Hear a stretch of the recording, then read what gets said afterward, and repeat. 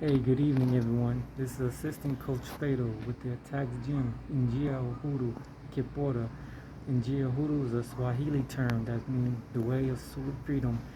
Kipora is the correct term for what was miscalled capoeira in 1712 by Phatyl Bruto.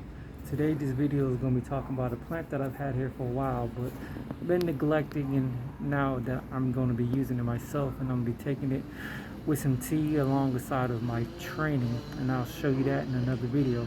But today plant is, let me see if I can switch the camera here.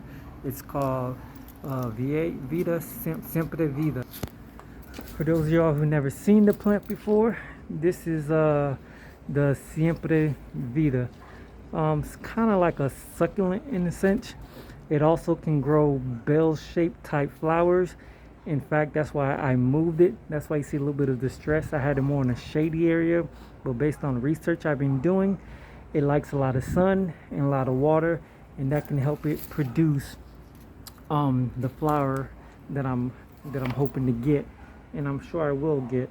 According to the National Library of Medicine, the Siempre Vida fights colds, it fights flu, it helps strengthen the immune system, and as well as other diseases.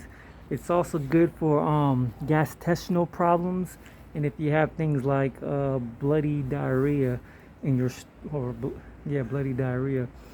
Well, that's it for my video today. Remember to check us out on all our social medias.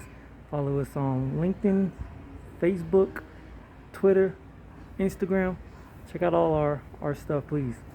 Until then, you guys have a good day. Asante sana. Share.